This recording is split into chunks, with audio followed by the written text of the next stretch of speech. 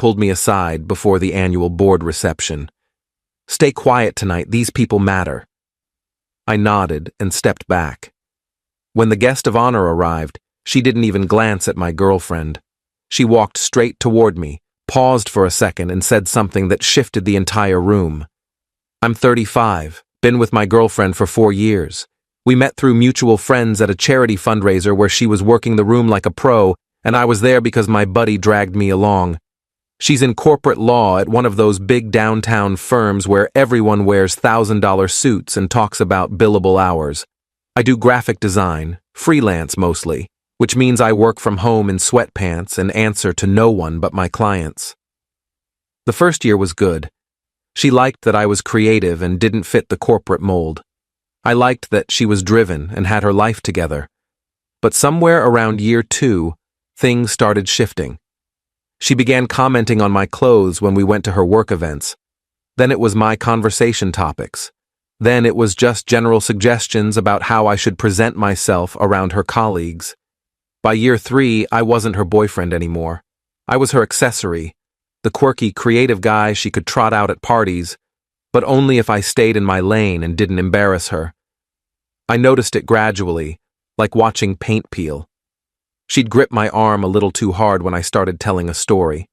She'd change the subject when I mentioned my work. She'd introduce me with less and less enthusiasm until it became just, "This is my boyfriend," with no elaboration. I should have left. Looking back, the signs were flashing neon. But you know how it is when you're in it. You make excuses. You tell yourself it's just stress from her job. You convince yourself that love means compromise, even when the compromise is your entire personality. Last month, she told me about the annual board reception her firm was hosting. Huge deal, apparently. Partners, clients, some guest of honor who was a big name in corporate circles. She'd been stressed about it for weeks, planning her outfit, rehearsing talking points, strategizing who she needed to network with. 2 days before the event, we were having dinner at her place when she brought it up again. "I need you to understand how important Friday night is," she said, not looking up from her salad. "This could make or break my partnership track." "I get it," I said. "You've mentioned it." "I'm serious. The guest of honor is going to be there. She sits on the board of 3 Fortune 500 companies. Having her notice me could change everything." "Okay, what do you need from me?" She finally looked at me. "I need you to be on your best behavior. Dress appropriately. Don't talk about your work unless someone specifically asks. And please, please, don't try to be funny." "I'm not allowed to have a personality?" "That's not what I said." "It's what you meant." She sighed, that exasperated sound she'd been making more and more lately. "Can you just do this for me? One night. That's all I'm asking." I should have said no. Should have told her that if she was embarrassed by who I was, we had bigger problems. But I didn't. I just nodded and finished my dinner in silence. The night of the reception, I put on the suit she'd picked out. Charcoal gray, crisp white shirt, burgundy tie. I looked like every other guy who'd be at that event, which was probably the point. She inspected me when I came out of the bedroom, adjusting my collar and smoothing my lapels like I was a mannequin. "Remember what we talked about?" she said as we headed out. "Stay quiet and look pretty. Got it. Don't be like that." We took a car service to the hotel. The entire ride she was on her phone, texting colleagues and checking the guest list. She didn't say a word to me until we pulled up to the entrance. The reception was in a massive ballroom with floor-to-ceiling windows overlooking the city, chandeliers, ice sculptures, waiters circulating with champagne and hors d'oeuvres. Classical music played softly in the background. It was the kind of event where everyone looked important and acted like they'd rather be anywhere else. My girlfriend went into full networking mode the second we walked in. She worked the room with precision, stopping to chat with partners, laughing at unfunny jokes, touching people's arms in that calculated way that's supposed to seem genuine. I followed a few steps behind, smiling when appropriate, shaking hands when introduced, saying as little as possible. About 30 minutes in, she pulled me aside near the bar. Her smile vanished the second we were out of earshot.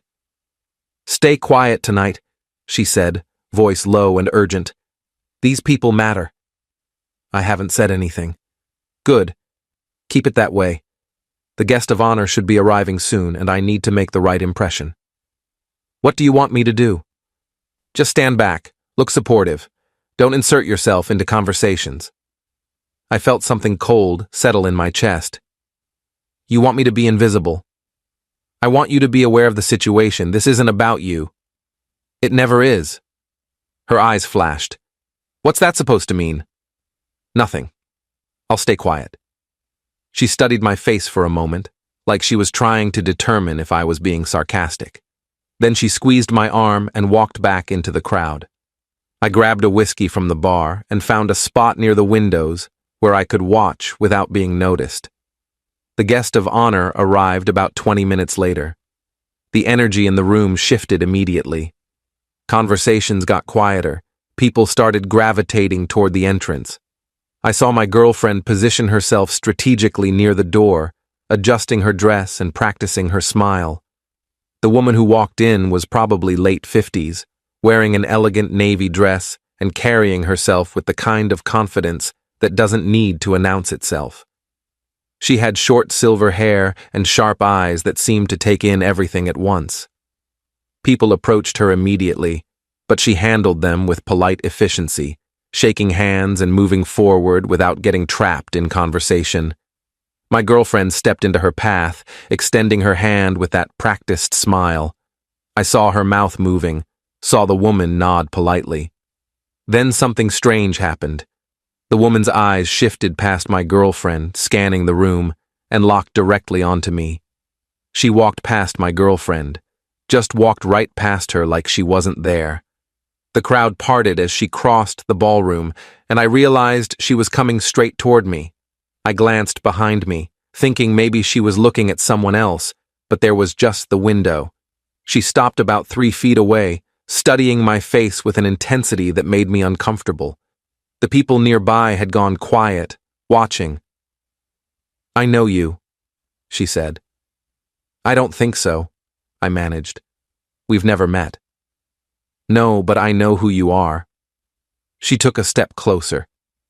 "You're the graphic designer, the one who did the campaign for the environmental nonprofit last year." I blinked. "How did you—" "I'm on the board of that nonprofit. I saw your work. It was exceptional, bold, authentic, nothing like the corporate nonsense we usually see."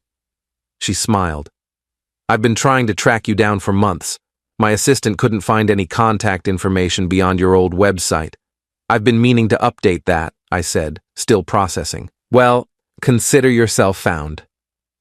She pulled out her phone. "I want to hire you.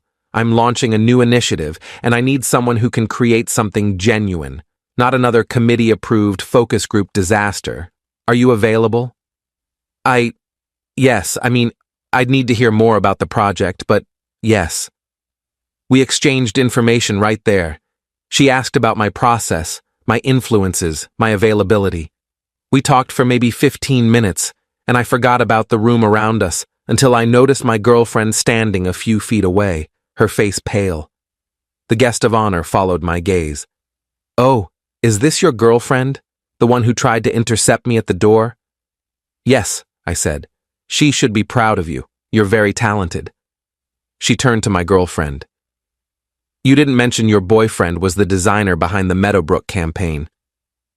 My girlfriend's smile looked painful. "I didn't realize you'd be familiar with his work."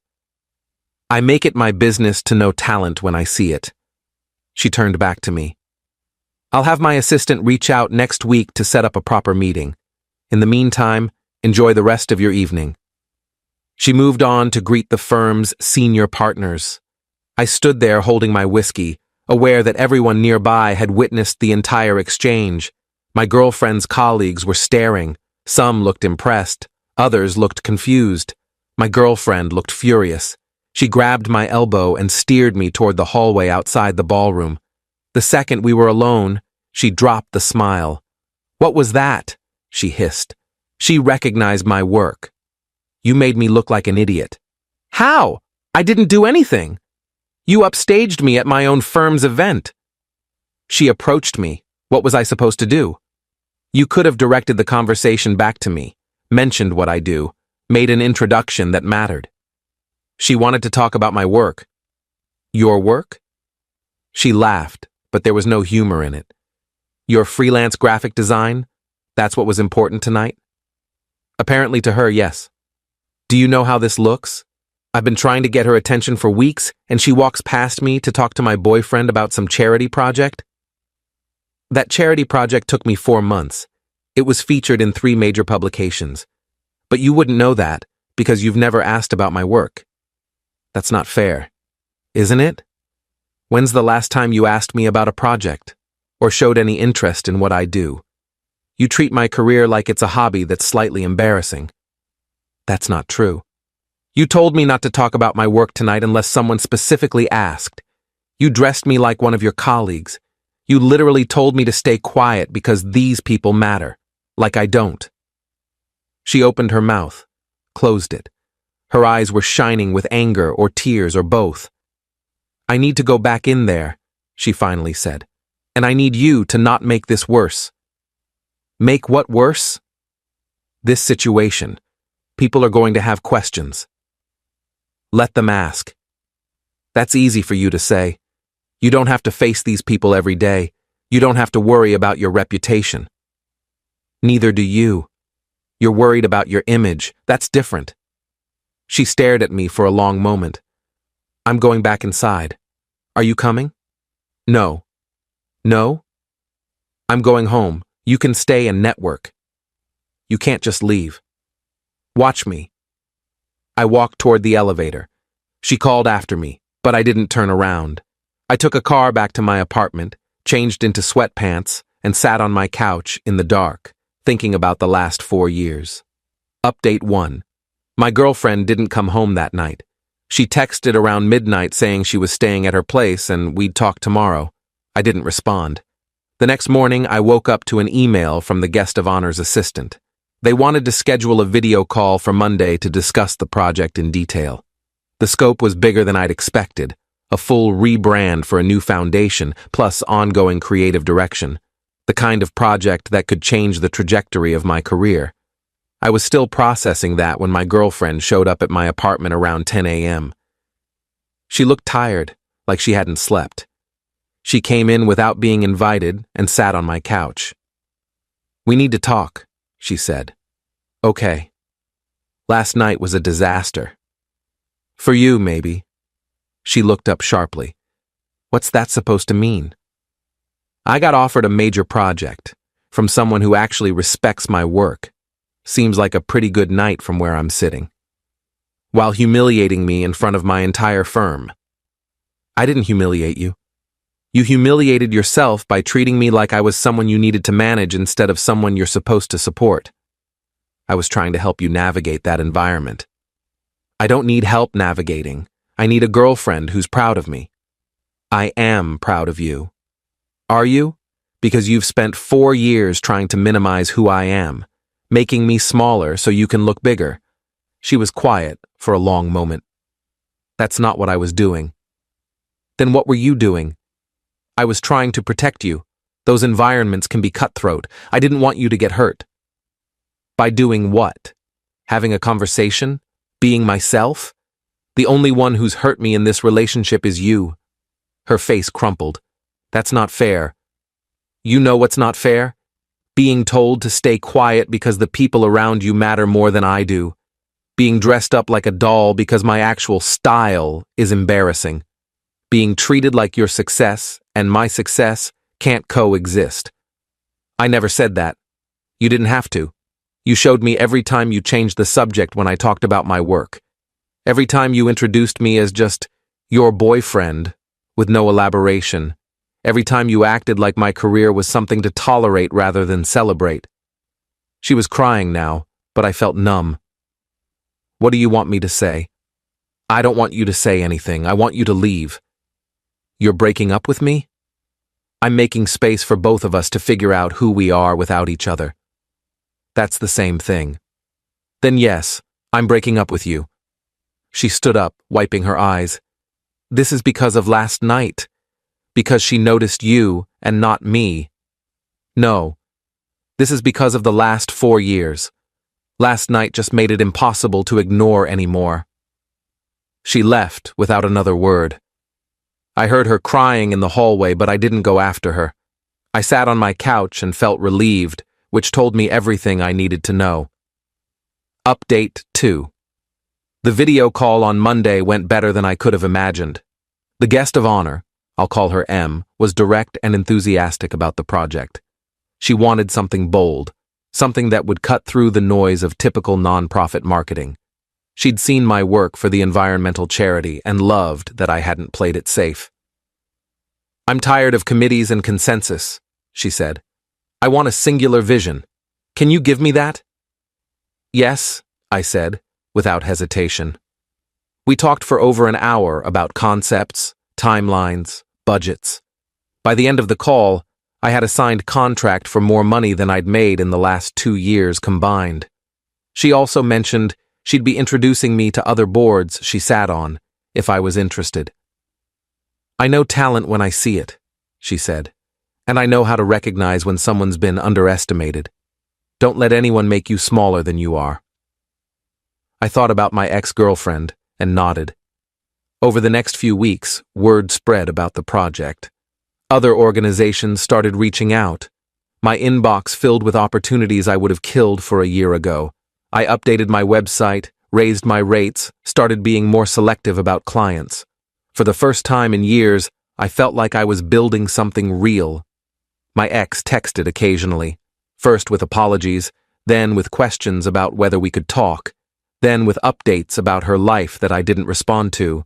I finally blocked her number after she showed up at my apartment one evening, drunk and crying about how she'd made a mistake. I just wanted you to fit in, she said through the door. I thought I was helping. I don't need to fit in, I said. I needed you to believe in me. She left. I heard from a mutual friend later that she'd told people we broke up because I was too focused on my career. The irony wasn't lost on me. Update 3. 3 months after the reception, M invited me to lunch. She wanted to discuss expanding our working relationship, but she also wanted to tell me something. I knew exactly who you were when I walked into that room, she said. I'd already decided I wanted to hire you. But when I saw your girlfriend trying to position herself to intercept me, I got curious. Curious how? About what kind of person would date someone with your talent and then try to keep you in the background. So I walked straight to you instead, wanted to see how she'd react. I set down my fork. You did that on purpose? I did. And I'm not sorry. That woman was never going to appreciate you. She was too busy building herself up to notice she was tearing you down. You could have just hired me normally. I could have. But you needed to see what it looked like when someone valued your work. Sometimes we get so used to being diminished that we forget what respect feels like. She was right. I'd spent 4 years accepting scraps of support, convincing myself that my ex's tolerance was the same as pride. One conversation with someone who actually respected my work had shattered that illusion completely. Thank you, I said. Don't thank me. Just keep doing what you're doing.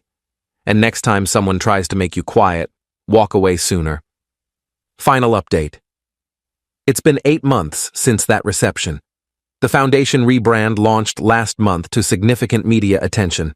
I've been interviewed by design publications, invited to speak at conferences, offered more work than I can reasonably take. My calendar is booked through next year, and I'm finally making the kind of money that matches my skill level. I ran into my ex a few weeks ago at a coffee shop. She looked good, put together as always. She congratulated me on the foundation project, said she'd seen the coverage. I always knew you were talented, she said. No, you didn't, I replied. You knew I was talented, but you didn't think it mattered. There's a difference. She didn't argue. We made awkward small talk for a few minutes, then went our separate ways. I heard from that same mutual friend that she'd made partner at her firm. Good for her. I hope she finds someone whose success doesn't threaten her own. As for me, I'm good. Better than good. I'm working on projects I care about, with people who value what I bring to the table. I'm dating someone new, a photographer who gets excited when I talk about typography and color theory. We celebrate each other's wins instead of competing for space. I learned something important from all this. You can't build a life with someone who needs you to be smaller. Real love doesn't ask you to stay quiet. It doesn't require you to dim your light so someone else can shine. It amplifies you. It celebrates you. It creates space for both people to grow. M was right. Sometimes you need someone to show you what respect looks like before you realize how long you've been living without it. I'm grateful for that reception, for that moment when someone walked across a room to acknowledge my work instead of expecting me to hide it. I'm grateful I finally learned to take up space,